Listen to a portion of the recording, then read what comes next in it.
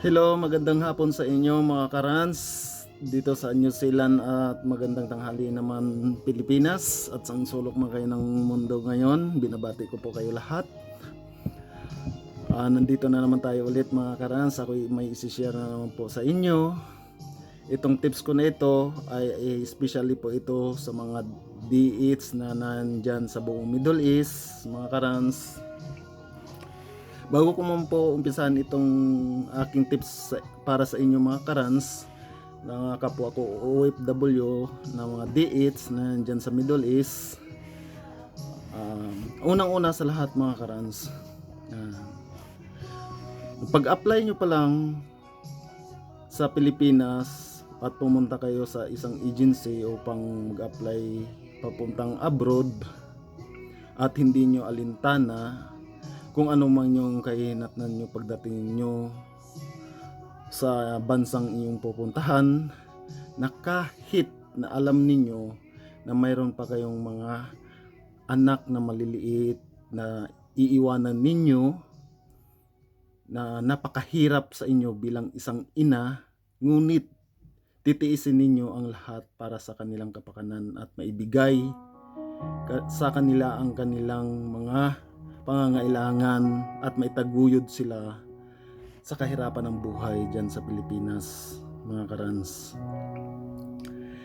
Sa pag-alis mo pa lang mga karans ay halos nababalot ka na ng lungkot dahil makikita mo sa iyong mga anak na ito'y umiiyak, kumakapit sa iyo na gustong sumama na or ayaw ka man payagan na umalis sa kanilang tabi. Bilang isang ina mga karans, nakakaramdam ka ng awa. Gustuhin mo man na hindi sila iwanan, ngunit wala kang magagawa nang dahil kumpleto na ang iyong papilis at ikay paalis na may employer ka nang naghihintay na kailangan mong siputin or kailangan mong tuparin ang iyong pinirmahan sa pag-apply mo sa isang agency. Pag alis mo pa lang or pagpunta mo pa lang, pagpasok mo pa lang sa airport o habang nasa biyahe ka pa lang mga karans, walang ibang nasa isip mo kundi ang mga anak mo, lalong-lalo na kung mayroon ka pang maliit na anak mga karans. Napakasakit isipin na iiwanan mo ang iyong maliit na anak, or sa madaling salita, napakasakit isipin na nag-decide ka na iwanan sila upang makipagsapalaran sa ibang bansa nang sa ganun maibigay mo sa kanila ang kanilang pangarap sa buhay. Hindi lang sa kanila, ngunit ito para din sa buong pamilya mga karans. Habang ikay naghihintay ng iyong flight at mumuni-muni ka sa upuan dyan sa airport mga karans, habang ikay nakatingin sa iyong cellphone, kachat mo ang iyong, kung may magulang ka man, kapatid o anak mo, na habang ikay naghihintay pa lang ng pagsakay sa eroplano, parang pumapasok sa iyong sarili na ako ba ay tutuloy ba o hindi. Yan ang nangunguna sa iyong isipan, na itutuloy ko ba itong pag-alis ko, o para bang aatras ka o sige laban lang. Pero darating ang oras na andyan na ang oras ng iyong flight at ito'y wala ka nang magawa mga karans, dahil lilisanin mo na ang iyong sariling bansa habang ikaw ay bumabiyahe sa itaas ng himpapawid. Walang ibang iniisip kundi ang iyong mga anak kung ano ang magiging kanilang kahinatnan na hindi mo man lang sila nasusubaybayan sa mahabang panahon. Napakasakit isipin mga karans. Kaya ang unang-una mong gagawin dyan mga karans, kaya nag-decide ka na lumisan sa iyong sariling bansa nang dahil sa kanilang mga pangarap, at baon-baon or magbabaon ka ng mahabang pasensya, mahabang pangunawa, mahabang pagtitiis, pagtiyatiyaga para lang sa kanila maibigay mo sa iyong mga anak ang kanilang mga pangangailangan. Mga karans, yan ay totoong sumasagi sa isipan natin yan mga karans. Habang ikay nasa unang araw pa lang ng iyong pagharap ng iyong amo, at ngayon tatanungin ka, i-interviewin ka kung ilan anak mo, anong pangalan mo, anong kaya mong magluto, magtrabaho, kung anong mga trabaho ang kakayanin mo. Sa unang araw pa lang ng iyong pagsubok sa trabaho sa isang bahay na nasa ng isang pamilya, yun bang habang nagtatrabaho ka, iniisip mo at hindi mo rin maalintala sa sarili mo na sumasagi pa rin sa isipan mo ang iyong mga anak? Ngunit wala ka nang magawa nang dahil sila or ikaw ay napakalayo na. Hindi mo rin hadlang na ikaw pala ang iyong mga amo o anong pagdadaanan mo dyan sa isang amo mo, hindi hadlang sa'yo kung ano mo yung hirap na magiging dadanasin mo, na anong mararamdaman mo sa iyong sarili habang ikay pinagmamasdan ng amo mo, or pinagmamasdan mo sila kung gaano ba sila kabait, gaano ba sila makisama sa iyo. Sa unang-una, ang mga amo ay magpapakita ng kabaitan yan sa iyo. Yun ang hindi natin alintana, o kayo mga karans na kapwa ko OFW na DH dyan sa buong Middle East. Yun bang ang hirap ng sitwasyon ninyo na hindi nyo akalain na ganun pala kasalbahe ang iyong amo, or hindi nyo rin kagustuhan na mapunta kayo sa ganyang klaseng amo? Kaya ang tips ko sa inyo mga karans, unang-una, pansinin ninyo or pagmasdan ninyo kung anong klaseng mga pagkatao ang nasasakupan ng buong pamilya na yan mga karans. Kung alam nyo na medyo sa pananalita pa lang makikita nyo na, or sa kanilang katayuan sa buhay, o anumang ang kanilang ipinapakitang attitude nila sa iyo mga karans, dapat nyo na pag-aingatan ang iyong sarili mga karans. Dahil kung hindi man sila ang mga amo na mananakit sa iyo, ang membro mismo ng pamilya o ng amo mo.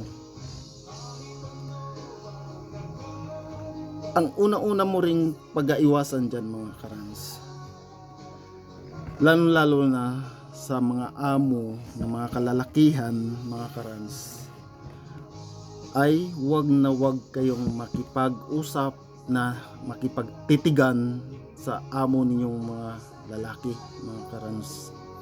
Iwasan po ninyo ang pakikipag-usap sa mga amo ninyo na nakipagtitigan kayo, mga karans.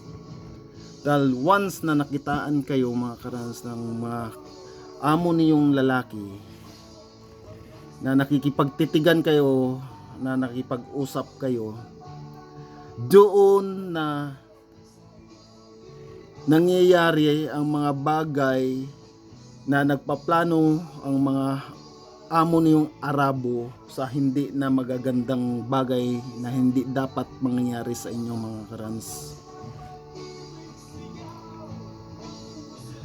Nangyayari po yan sa loob ng bahay, lalo na, mga karans, pag wala ang amo ninyong babae. Kapag kayo'y makikipag-usap sa amo ninyong lalaki o inautusan kayo o tinatawag kayo sa kwarto na mag-isa lang ang amo ninyong lalaki, wag na wag kayong pumasok or wag na wag ninyong sundin kung ano mang ipapagawa niya sa'yo, mga karans. Dahil yan ay may binabalak na hindi maganda sa inyo. Yan ang tips ko unang-una sa inyo, mga karans, na mga DH dyan na sa Middle East. Pangalawang tips ko sa inyo, mga karans, iwasan ninyo maglaylay ng inyong mga buhok, mga karans. Dahil ang mga Arabo na yan, pag nakakita lang ng nakalaylay ang mga buhok ninyo, tumatayo na yung mga balahibo niyan. Yung puno ng balahibo. Oo, totoo yan, mga karans. Kaya yan ang pag-aiwasan ninyo, mga karans. Dahil once na nakitaan nila kayo, naglaylay kayo ng mga buhok ninyo, nagsusuot kayo ng mga pit na damit, o ano man yung nakikita ninyo sa inyo, o nagsushort kayo, mga karans, iwasan ninyo yan, mga karans. Dahil wala kayo sa inyong sariling pamamahay para lang gawin ninyo sa inyong sarili yan ng ganyang mga bagay sa pananamit na yan, mga karans. At maiwasan din ng mga amo ninyo kung kayo man ay nagsuot ng tamang pananamit na takpan ninyo ang iyong sariling katawan, o sa madaling salita, ang aura ninyo. Hindi yan sila gagawa ng kasamaan sa inyo, mga karans. Totoo yan, nangyayari yan. Kaya kayo, mga karans, na mga ka-OFW kong DH dyan, wag naman sana kayong magagalit sa tips ko na ito, dahil para to sa inyo, para sa kapakanan nyo at kapupulutan ninyo ng aral, mga karans, na sundin nyo lang kung ano yung tips na ibinigay ko sa inyo. Hinding mangyayari sa inyo na marip kayo ng inyong mga among lalaki, kapatid nyo ng amo ninyo, o pinsan ng amo ninyo, o buong pamilya ng amo ninyo. Dahil wala silang nakikita na pwedeng makaakit sa kanila o pwedeng makapagpatayo ng kanilang tuod. Yung tuod ba? Yun sa madaling salita. Kaya iwasan ninyo yan, mga karans, yung ganyang mga bagay. At pangalawa ko namang tips sa inyo, mga karans, iwasan din ninyo na makipag-usap ng madalas o makipag-jamming sa inyong mga among kalalakihan o sa kapatid ng amo ninyo. Basta sa madaling salita, sa mga kalalakihan dyan na mga Arabo. Especially, lalong-lalo na may mga asawa ng mga Arabo, upang sa ganun, hindi kayo pagsilusan ng kanilang mga asawang Araba. Dahil minsan nangyayari dyan na ang mga kapwa nating ka-OFW na sinasaktan, binubugbog nang dahil nagsisilos ang mga among babaeng Araba dahil nakikita nila na nakikipagbanding ka, nakikipagbiruan ka, nakikipag-usap ka ng titigan.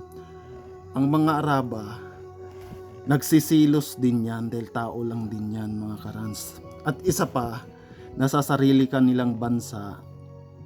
Kaya kung maaari lang, iwasan nyo po yan, mga karans. Nang sa ganon, malayo kayo sa kapahamakan ng inyong mga amo, babae man o lalaki, mga karans.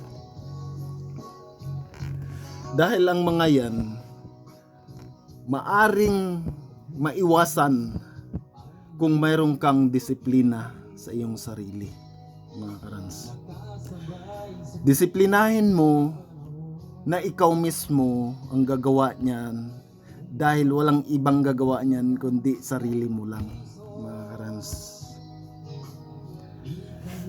At higit sa lahat, mga karans, pag andyan tayo na mamasukan, kung sakali mabait ang amo, papakitaan ka ng kabaitan, lahat-lahat, ililibre ka ng pagkain, ililibre ka ng pangangailangan sa katawan, bilhan ka ng sabon, Colgate, lahat-lahat na, mga karans. Pero hindi mo lang din alintana ng halos yan pagdating ng bandang huli, mga karans, ay yan ay kanilangan lang pamain sa'yo nang sa ganon magiging maamo ka sa kanila. Kunwari, ililibre ka nila lahat-lahat, libre na lahat-lahat, bibigay sa'yo yung gusto mo, bibigay sa'yo nung pangangailangan mo. Bandang huli, mga karans, hindi mo alam ang kanilang nasa isipan o plano ng mga amo mo. Yun pala ay patikim lang sa'yo. Sa madaling salita, yung pinainan ka lang nang sa ganun man mapasunod ka nila sa kanilang gusto, mga karans. Oo, andun na tayo, mga karans.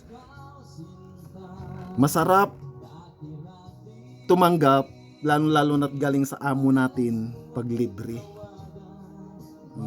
At isa pa, nakaka-minus tayo o tipid tayo sa gastusin. Andun na tayo, mga karans. Siyempre, bigay yan eh, kaya kailangan tanggapin.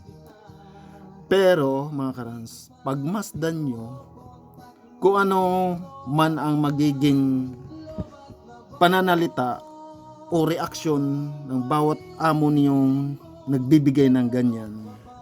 Dahil minsan, pinapatikim lang yan sa inyo. Bandang huli, lalong-lalo na yung patapos na iyong kontrata, halimbawa 6 months na lang patapos na kayo, ang lahat yan, mga karans, wala na yan, hindi nyo na matitikman. Lalo na yung nagpapaalam ka, Baba, ana ro Philippine but in Intisili ada ticket, plane ticket. Tapos magsasabi sa iyo, mga karans, Les enti mapi ro hina Philippine. Tapos sasabihin sa iyo, sarado ang airport, walang eroplano, mahal ang ticket. Tapos sasabihin sa'yo, sige, mag-extend ka na lang muna ng 3 buwan kasi pagdating ng mayroon ng biyahe or open na ang ng airport, walang problema sa ticket, kahit magkano ibibili ko o bibilhin ko. No? Di ba? Yung mga pangako ng mga Arabo na yan. Tapos pag nagpaalam ka ng mag-i-exit ka na, magpapabili ka na ng ticket sa kanila, magpapabook ka na, 3 months ago pa lang papabook ka na, kung ano-ano na lang yung masasabihin nila. Andyan na yung uuperan ka na, sasabihin mag-extend ka ganito, at paglampas mo ng natapos ng iyong kontrata at nag-extend ka, tataasan ko na rin yung sahod mo. Gagawin ko ng, halimbawa nag-start ka lang sa 1.5, gagawin ka ng 2.5, gagawin ka ng 2,000, ay ikaw naman walang ka malay-malay sa kanilang mga plano. Dahil yung mga yan, mga karans, tips ko sa inyo ito.